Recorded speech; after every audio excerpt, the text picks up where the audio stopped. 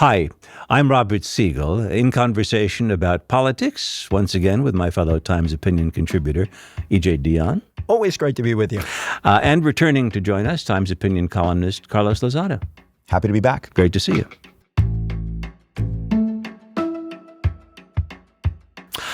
This was a week when a deadline came and went. It was a deadline Donald Trump set in the war against Iran.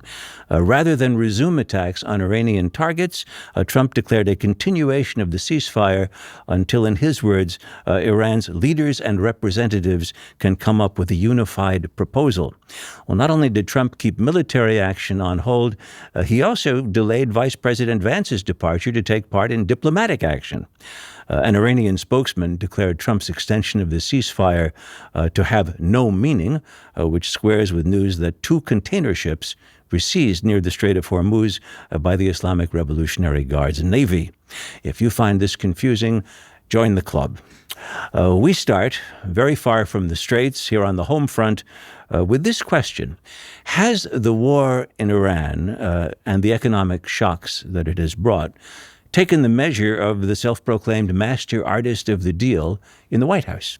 EJ, you go first. Are we seeing the limits of Donald Trump's ability to spin his way out of political trouble? Indeed. I mean, the template for Trump's ability to spin, to lie, to intimidate, to distract from any problems was set when he said I could shoot someone on Fifth Avenue and get away with it, at least with his supporters. But it's very clear that there are some things that can't be spun. One is people's own perceptions of their own economic circumstance. Trump was elected with a promise to, on day one, to bring down prices and sent a strong message that that was going to be a central purpose of his administration. And he's done, you could say, exactly the opposite of that. The tariffs, whatever their long-term effect will be, clearly increased rather than decreased prices. And now this war has increased prices for oil and therefore lots of other things. And voters are noticing that. And no matter what he says about affordability being a word invented by his opponents, people see that. And when you are as ill-prepared for this war as Trump clearly was, when you expect your enemy to fold instantly and win as easily as he seemed to win as he won in Venezuela, you are not prepared for what we face. And when you're looking at these negotiation attempts, it really underscores how this is the Cliff Notes presidency that just doesn't take detail seriously. When President Obama negotiated the deal with Iran, there were all sorts of people there, including physicists like the energy secretary from my hometown, Ernie Moniz. Here you got a real estate guy, his son-in-law, and the vice president.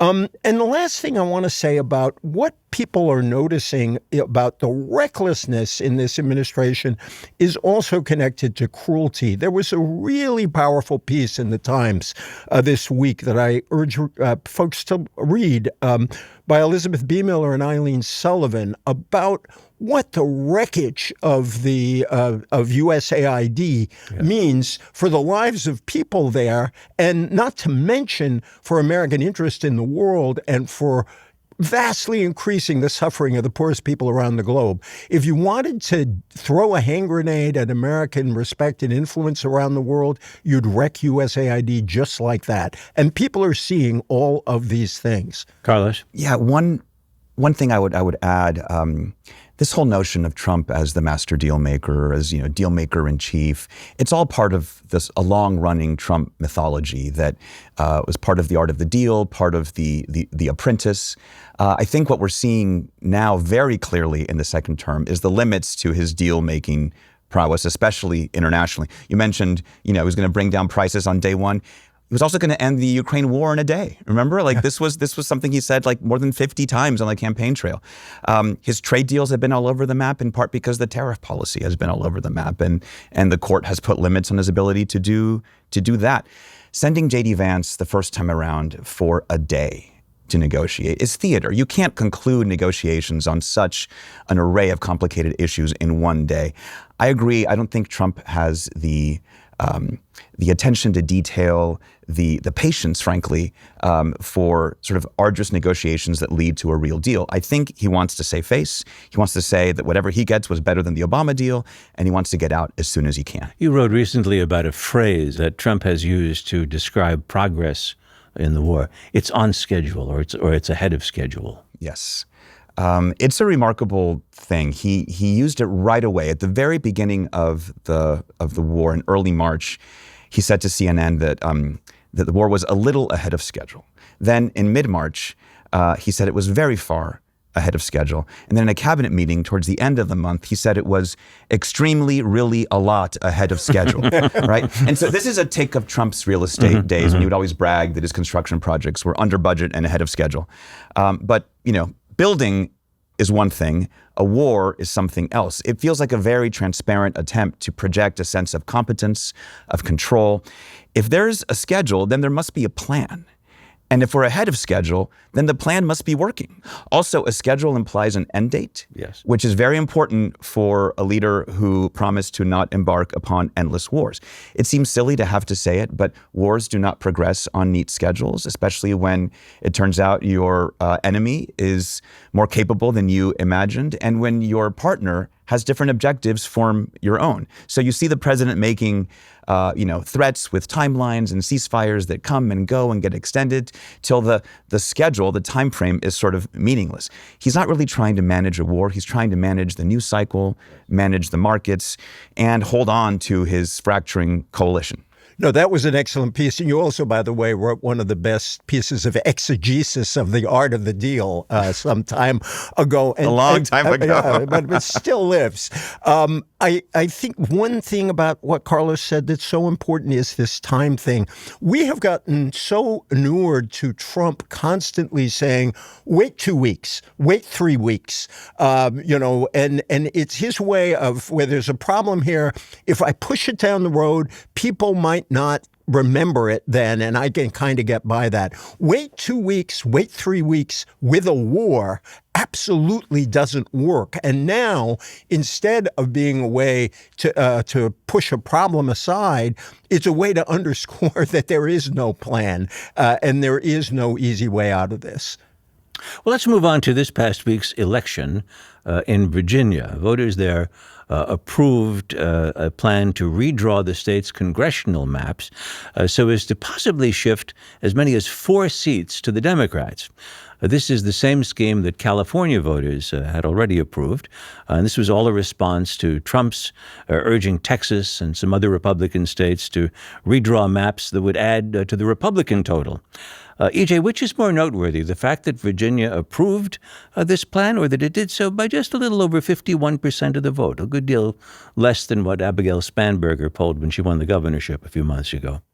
Yeah, I don't think anybody was surprised that this vote was closer than that. First, the polls had been very clear going in, and what you really had were Republicans overwhelmingly against the new lines, Democrats overwhelmingly for them, and independents who had voted, given Spanberger a decent vote, were uneasy about overturning the lines. So that wasn't shocking. I think what was so interesting is a lot of the Republican advertising did not make the case for Republicans. They quoted Spanberger and Barack Obama, who were leading supporters of yes on this, of overturning the lines, things they said in the past about the costs of gerrymandering. So now Democrats fill the airwaves with Obama saying, vote yes on this because we need to go after Trump.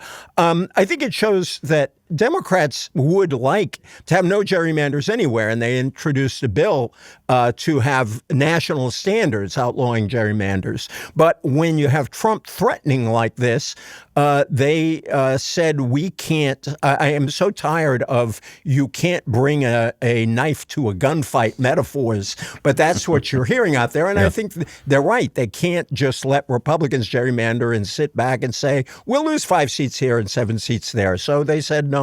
After the win, House Democratic leader Hakeem Jeffries praised the Democratic Party in a statement saying, when they go low, we hit back hard. Carlos, how do you like the new, when they go low, we go just as low, Democrats?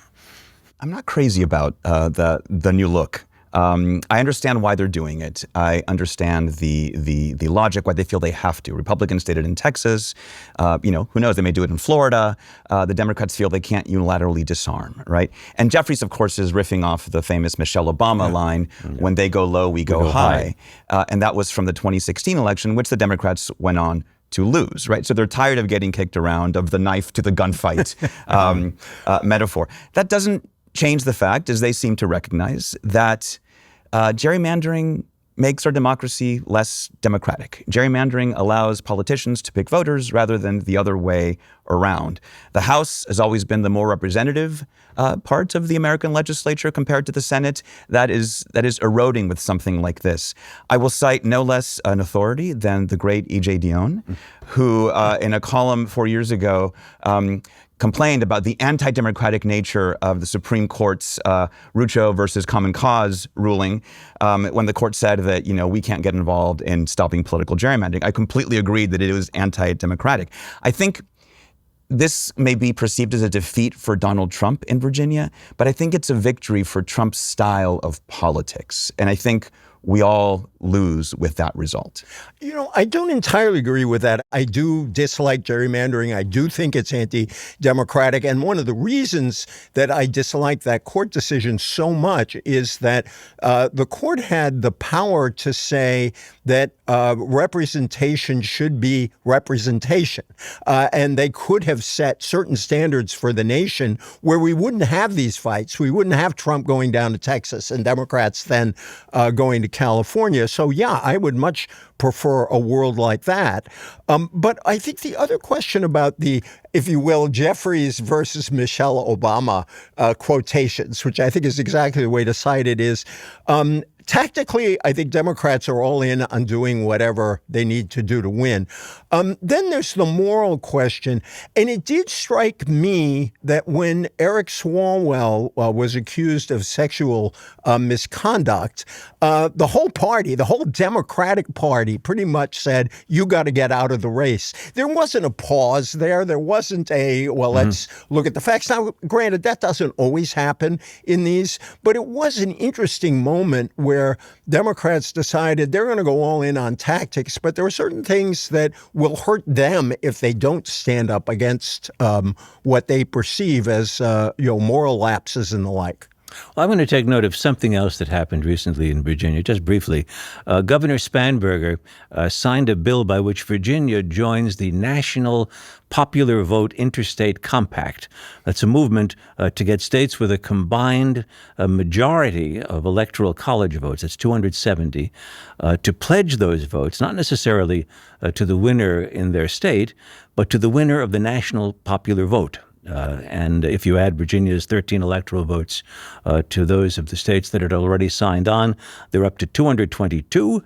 This is a long shot, but a possibility if it turns into a Democratic wave year, that there could be enough states involved to reach 270, which would upend the Electoral College or reduce it to a ceremonial function. EJ, you wrote about this back in 2007. Is it conceivable to you that this could happen? We're citing all of EJ's old columns. Yes, I'm being held accountable here. Two things on this that I think are important. One is how we have lost our constitutional imagination. We used to update the Constitution regularly. The framers envisioned us updating the Constitution. Heck, in the case of the Electoral College, they updated it really fast after it kind of blew up in the 1800 election. And it's become almost impossible to amend the Constitution for various political reasons. And I hope we get back to a time, as recently as the 1960s, we had a number of changes to the Constitution that were passed. And I hope we get our constitutional imagination back. Because I think the Electoral College is an extremely outdated and, again, undemocratic way of choosing a president, I welcome this interstate compact. That's why I wrote about it when it passed way back when Maryland joined it. And do I think it'll happen? I think it's still a long shot. You need a number of states. You probably need a Democratic trifecta in a number of these states. The idea, just so people understand, is that these states commit themselves, you'll require their electors to cast their votes for the winner of the popular vote. And if you get 270 plus, if you get a majority of the Electoral College committed to that, then we have direct election of the president. I think it will be litigated and litigated and litigated even if they get there. So I'm not yet confident it will get there, but I really appreciate it because it is reminding us that there's no democracy in the world that has such a jury-rigged system of picking a president. Carlos, it strikes you as a clever workaround or a suspicious end run around the Constitution? If you like the compact, it's a clever and necessary workaround. If you don't, then it's an end run on the Constitution. So I recently read Jill Lepore's new book called We the People on sort of the history of efforts to amend the history of mostly failed efforts to amend the Constitution, and how difficult it's become to do that. As you say, the bar is high in a logistical sense, but also almost impossible to meet in a country that's so polarized and so closely divided. The last time that the United States came close to getting rid of the Electoral College, to changing the way that we pick the presidents, was before I was born. It was the House approved overwhelmingly an election by popular vote in 1969, and it failed in the Senate. I share your concerns about the Electoral College, the undemocratic nature of the Electoral College. This feels a little gimmicky to me, and I feel I can see a million ways in which it can go wrong, right? What if one state reneges under some kind of political pressure? What if the popular vote nationwide is very close? Does that trigger a nationwide recount like everywhere, or is it a recount in just a few states the way it might be now? Also, it feels pretty partisan, right? You mentioned it would require a Democratic wave. EJ, you mentioned the Democratic trifecta it would need to make this happen. Somehow I imagine that if Al Gore and Hillary Clinton had each won the Electoral College while losing the popular vote, Democrats might be talking about the sage wisdom of the founders in establishing this system. And I don't know that all these states would be so eager to embrace the compact. If it happens, I hope that it would be a step along the way to actually really amending the Constitution, rather than a permanent substitute for that kind of amendment. I would much prefer an amendment, obviously, but democracies all over the world, France notably elects their president by popular vote. I mean, if they can do it, we can do it. But you're raising that 1969 case is really important because one of the unfortunate things right now is an issue that wasn't entirely partisan back then. So yes, it would be nice if this issue, which ought to be about democratic accountability, could become bipartisan or nonpartisan again. But we don't see that coming anytime soon.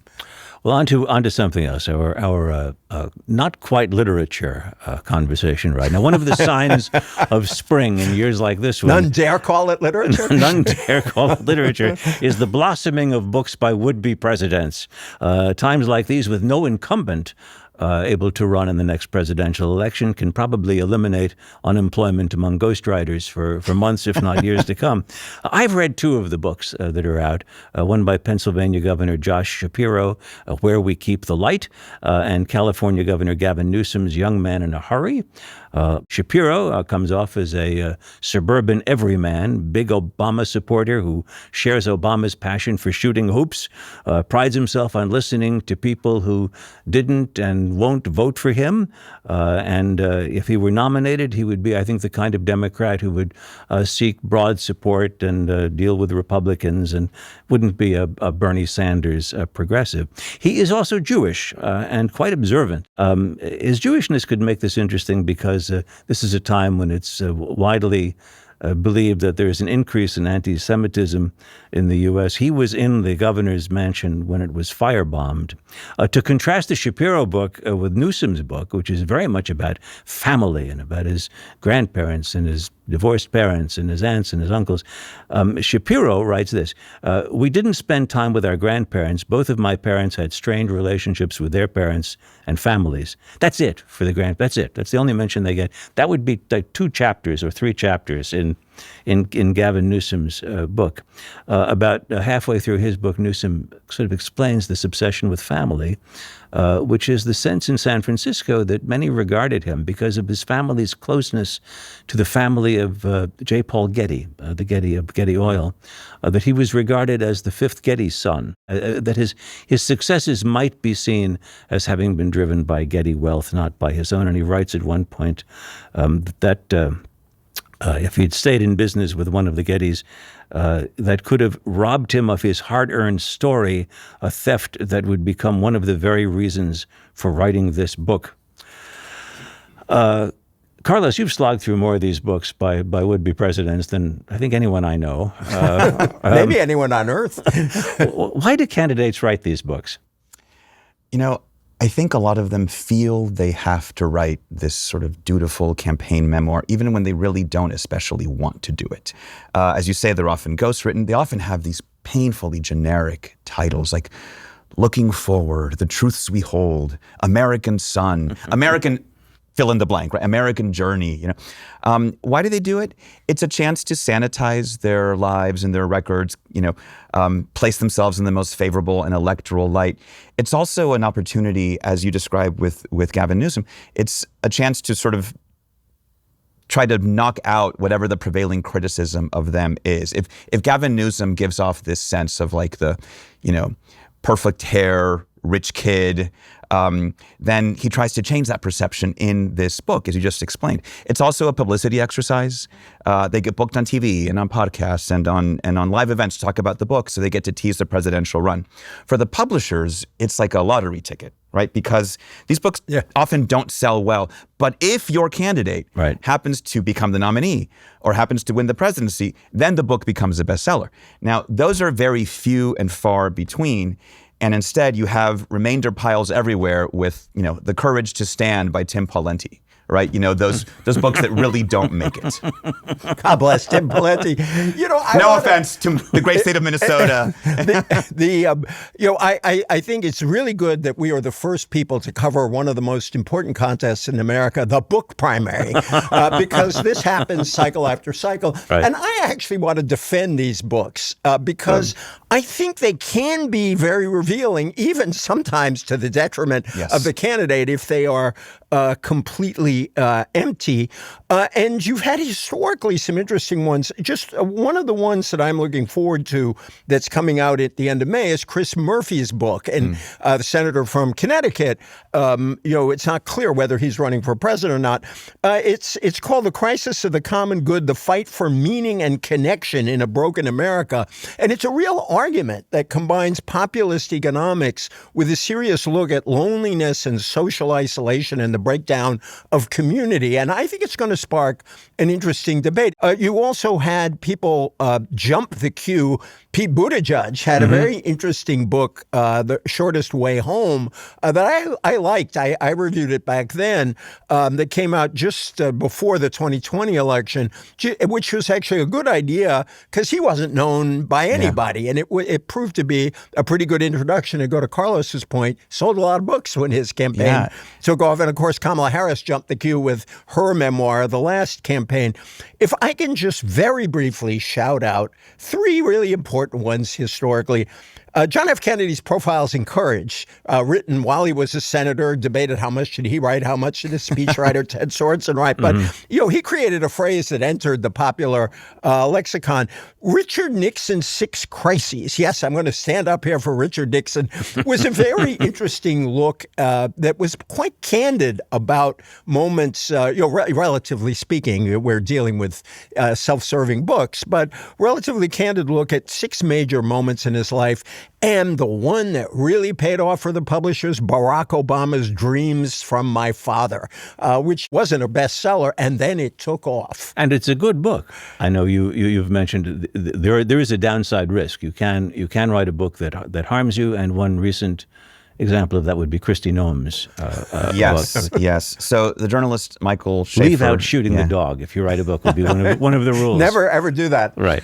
Well, it was amazing. The journalist Michael Schaefer wrote an article in Politico about that that episode, and he said that the rule of political books should first do no harm is the sort of number one rule, and usually they are harmless. I completely agree. I've made sort of a living out of mining these books to find the sort of unintentionally revealing detail that they often do. Now, what Kristi Noem did is admit that she shot her dog, not just shot her dog out of sort of anger and embarrassment, and then proceeded to shoot her goat because the goat was right there, and she had never liked the goat either. So it turns out these books can be harmful. They certainly hurt her chances for VP, which was something that was vaguely in the air at the time. Though it did give us a sense of how sort of thoughtlessly and callously she would serve as DHS secretary. So that proved useful for at least this reader. Are there any actual upsides? That is, can we cite someone whose campaign was aided by a book? So my rule of presidential memoir, if Michael Schaefer's was do no harm, my rule of presidential memoir writing is that the closer the book is to your time in office, whether before or after, the worse the book is, right? And the further removed it is from your time, the better you tend to write it. There are three great books, to my mind, that certainly have aided if not the campaign, the place in history of the writers. One is Dreams from My Father, as you said, EJ. The other is the memoirs of Ulysses Grant. Ulysses S. Grant. Yes. He wrote like a beautiful memoir that really didn't even address his time in the White House, right? In fact, reading it, you would never think that this guy was a politician. And the last one I will mention is by someone who could have made a living as a writer instead of a politician. That was Jimmy Carter. Mm-hmm. And my favorite of Jimmy Carter's books is one called An Hour Before Daylight, which is a memoir which he wrote 20 years after the White House about growing up on his father's farm in Georgia during the Depression. And really, all three of those were far removed from their political aspirations and from their time in office, and I think that made them better. Well, on that note, we come to our traditional last question, which is let's set aside politics and wars. What brought some joy into your life since last we met? And EJ, why don't we start with you? Well, I actually want to stick to books because I was thinking about this, the joy that continuators have brought to my life. Now, who are continuators? I happen to love popular fiction, mysteries, and thrillers. And when a successful writer dies, there are still lots of fans out there who love the series, who love the characters, who want to stay with them. And publishers and often the families of these late authors realize people still want to read these books. And so for me, keeping those series alive has been an awesome thing. Anne Hillerman's a good example, the daughter of Tony Hillerman, the author of the great Navajo series, which are beautiful about the Southwest, about Navajo's spirituality. Tom Clancy was, The Hunt for Red October. This may be the most successful continuator franchise. He's got a regiment of people, or in his case, I suppose it would be a crew, since it's mostly naval, a crew of people, keeping him alive. One of my very favorite set of mysteries are Rex Stout's Nero Wolfe, the enormous detective who lives in Brownstone in New York City. A writer called Robert Goldsboro was his continuator. I discovered Rex Stout through his continuator and then gobbled up all the rest of the books. So thank you to these folks for keeping tradition alive and for entertaining an awful lot of us. And I would just say John le Carré's son has I was going to mention that one, so that. Thank you.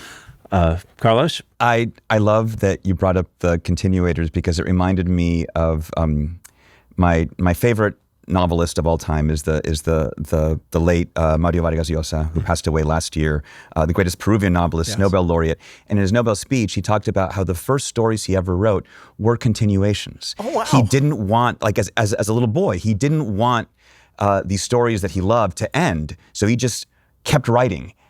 Bless you for lifting up my popular fiction tastes into something truly profound. No, because I'm going to bring it right back to where you were, and we did not plan this, but I'm also going to talk about books, and explain. So one thing that we do as a family at home is we read together. We might read over dinner. Someone reads aloud, and we get through a lot of stories that way. But recently, I'm gonna mention one that we read recently, which gave me a lot of personal joy. When I was a kid, my parents would get those sort of abridged, condensed books from Reader's Digest, right? That would come in like 4 mini novels in one hardcover. I remember those. Yeah. And there was one by Dorothy Gilman, who was a very popular sort of spy novelist. She wrote these novels called the Mrs. Polifax novels, and it was this northeastern elderly woman who somehow was involved with like the CIA and was a spy. She wrote a book, Dorothy Gilman, called The Tightrope Walker. It had all sorts of murder and politics and sex and corruption. And when I was maybe like 12 years old, I just thought this was the greatest novel in the world.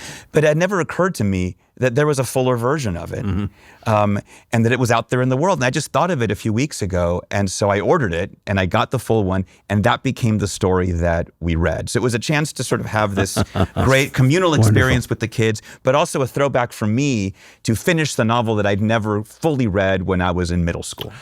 Well, I'm going to put in a word for basketball. And that was this. I delighted in watching a game which I really didn't care about either team, but in watching Victor Wembanyama, the 7'4" player who is redefining the game of basketball. It took me back to being a kid seeing Wilt Chamberlain play as a rookie in Madison Square Garden, a guy who was changing the game of basketball, not only the biggest man on the court, but the best athlete on the court. And I was so thrilled with the way Wembanyama was playing in this game in which his team beat the Portland Trailblazers as they were expected to, that I tuned in a few nights later to game number 2, just at the moment when I see Wembanyama sprawled on the ground and being taken off or running off to the locker room to be treated under the concussion protocol. And it just reminded me what a risky thing it can be to be a professional athlete, and how quickly you can lose it. I don't know when he comes back, but he's great. He's an extraordinary talent. I love that. Yeah. The notion of watching excellence and innovation like that in sports go together, it's really an amazing thing. Well, thanks to both of you once again. Carlos Lozada, E.J. Dionne. Thank you, Robert. Great. Appreciate it.